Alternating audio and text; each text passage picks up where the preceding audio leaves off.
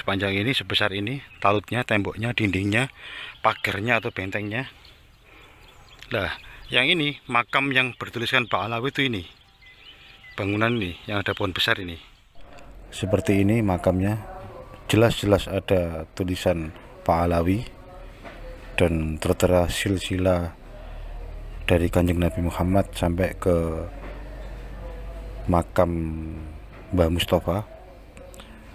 Masyarakat sini menyebut makam ini Mbah Mustafa karena ada tulisan Mustafa di makam ini.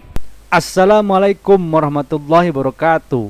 Saudara-saudaraku sekalian, ini ya makam palsu yang kemarin dibongkar itu ternyata buatan Solikin namanya. Solikin ini kabur ya, melarikan diri atau minggat dari rumahnya ya ketika mendengar akan dibongkar makam itu. Ya, ketahuan kan palsunya. Orang-orang memanggilnya Gus Solikin atau Habib Solikin. Ya, nggak tahu yang bener yang mana nih. Ya. Ironisnya orang tersebut menjelang ada wacana pembongkaran makam di tempat itu, tahu-tahu sudah tidak ada di kampung tersebut. Pada hari-hari sebelumnya, semasa masih tinggal di kampung tersebut, warga setempat ada yang memanggilnya dengan panggilan Gus, ada pula yang memanggil dengan panggilan Habib. Memang orang tersebut tidak pernah menamakan diri sebagai Gus atau Habib, tetapi kenyataannya kalau ada orang memanggilnya Habib atau Gus, ternyata orang itu merespon atau mengiyakan dengan dipanggil Habib atau Gus. Gus soalnya terus panggilannya Habib ngoten lho. Oh, panggilannya Gus. Ya Gus, ya Habib ngoten nggih. Soalnya turin tapi mboten semerep saking pundi mboten semerep kula ya. Nggih. Wah, berarti gaji Habib karo Gus niku double kathah niku. Enten sing ngarani turine asmane niku Solikin ngoten lho. Solikin. Oh. Ya, namanya Solikin ya yang membuat makam palsu itu.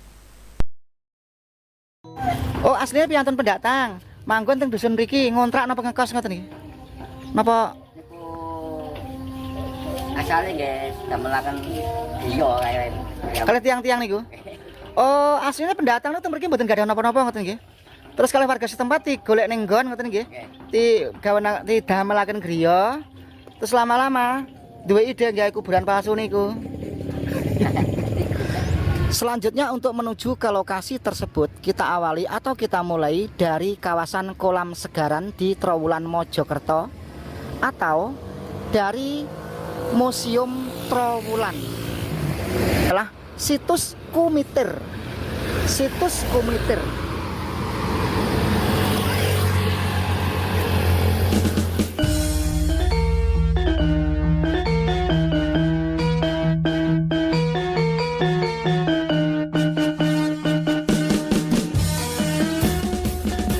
Menurut cerita warga dari Jombang yang telah mengenali orang tersebut, memang orang itu pandai dan mahir sekali mengucapkan nama-nama orang Arab dan seolah-olah hafal di luar kepala bila mana menceritakan urutan garis nasab. Sebenarnya mulai orang tersebut masuk di perkampungan desa Kumitir, sebagian dari warga pun sudah ada yang menaruh curiga terhadap orang itu. Namun bagi warga desa Kumitir tidak terlalu pentinglah urusan nasab-nasab seperti itu. Bagi warga desa Kumitir dalam sehari-hari yang penting beribadah, bekerja, dan melestarikan budaya leluhur mereka, serta selalu berbuat baik kepada sesama. Selanjutnya mengenai orang tersebut, semenjak masuk di desa Kumitir, semakin lama idenya itu semakin ada dan semakin bertambah. Misalkan menggalang dana satu orang atau satu kepala keluarga iuran 50 ribuan untuk membuat makam yang telah rusak yang ada di seputaran situs budaya desa tersebut, dan selalu memuji-muji bahwa warga desa Kumitir tersebut adalah dulunya keturunan para wali. Di desa tersebut ada dua makam, antaranya satu adalah makam Mbah Sagu, Lalu di samping makam Mbah Sago memang dulunya ada makam yang kini sudah tidak ada tandanya lagi. Oke, rute tercepat melintasi kota. Kuncinya adalah lurus terus. Bernyanyi dengan kita. Bu nyuwun sewu nggih. Badhe nderek tanglet. Kabare sing wonten makam dibongkar mergi makaman niku palsu. Kalau begitu pundi nggih? Niki kedul. Nggih. Ketinggalan kalau pojok niku kalau ketinggalan di sini. Oh, nggih. Iki kadosan iki menggo mriki. Tan. Oh niku makame pun dibongkar niku nggih. Bukan ya mboten mriki. Tapi ceritanya enten makame kuburan palsu ngoten nggih. Nggih. Kuburannya sinten niku sing palsu niku, Bu? Mas Sago. Oh, Mbah Sago. Oh, nggih nggih. Sing asli iki sing Mas Sago. Tapi janten niku makam palsu nggih. Iki kuatah lho.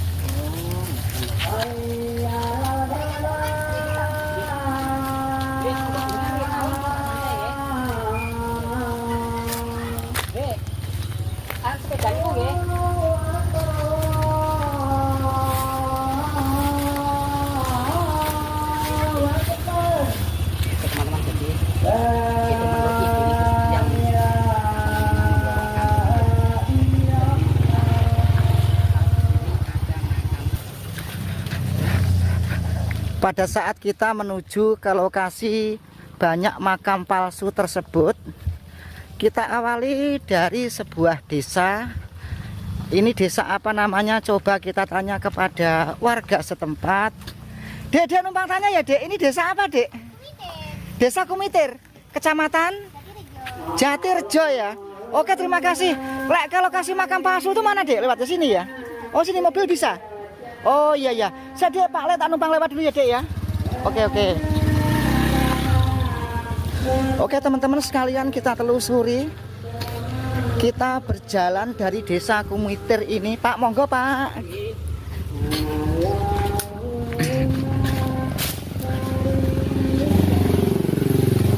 Jadi mengenai adanya makam atau kuburan palsu yang berada di sekeliling makamnya Mbah Sago itu, tempatnya kita awali dari desa Kumitir.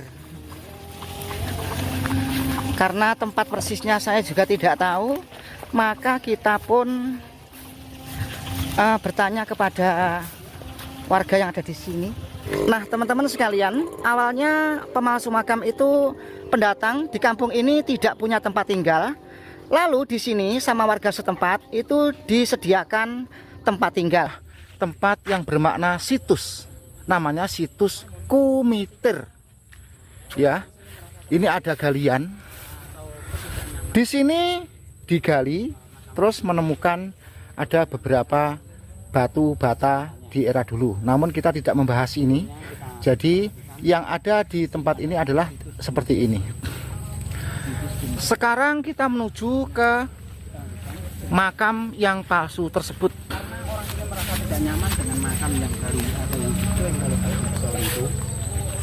Selanjutnya, dalam hati Anda sekalian mungkin bertanya, selama membuat makam-makam palsu, kenapa ya kok tidak diketahui warga? Nah, ceritanya begini. Orang kere Bambung tersebut kan tinggal di seputaran ini. Jadi apa yang mereka kerjakan selama di sini ya juga tidak terpantau oleh warga. Di sini ada koral seperti ini. Nah, ya kan? Pada saat orang tersebut mengerjakan sesuatu yang jelas tidak terpantau oleh warga. Andai kata terpantau oleh warga, maka mereka itu pastilah segera diobrak warga. Nah, di depan itu ada situs. Terus mengenai suasana di seputaran ini, di sini ada tumpukan batu bata.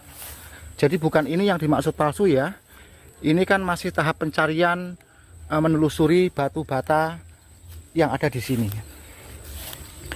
Jadi di wilayah kawasan Mojokerto itu kalau ada gundukan tanah, biasanya di bawahnya itu pasti ada tumpukan-tumpukan batu bata yang serupa dengan candi.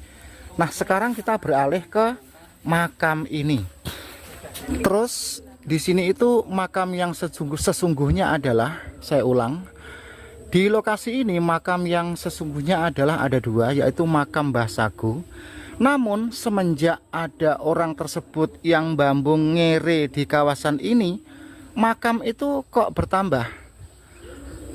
Malah ada tambahan berapa? 8 makam ya Mbak ya. Jadi yang semula itu cuma 2, bertambah 8 berjumlah 10. Nah, dalam pembuatan pemalsuan makam tersebut, orang tersebut cukup membeli kijing jadi di toko-toko kijing, lalu dibawa ke sini. Kan gampang ya, terus dikasih tulisan-tulisan. Lama-lama warga curiga. Kita lihat ya, jadi salah satunya ini. Sekarang kita lihat dari sebelah kanan, itu ada satu ya, itu bekas kijing itu. Terus yang sebelah sana itu, terus ada lagi ini di sini satu, ini. Terus di sini. Jadi tempat ini semula dipakai orang duduk-duduk mungkin untuk wirid atau membaca tahlil pada saat berziarah ke makam Mbah Sagu tersebut. Nah, teman-teman sekalian, ada lagi di sana itu. Nah, karena ini tinggal bekasnya, jadi kita hanya tinggal meratapi bekas-bekas makam tersebut. Namun di sini ada sebuah makam yang resmi yang diakui oleh masyarakat, yaitu makam Mbah Sagu. Kita review sebentar atau kita lihat. Yaitu makam yang ada di dalam pagar tersebut ini. Nah, ini adalah makam yang resmi yang ada di sini.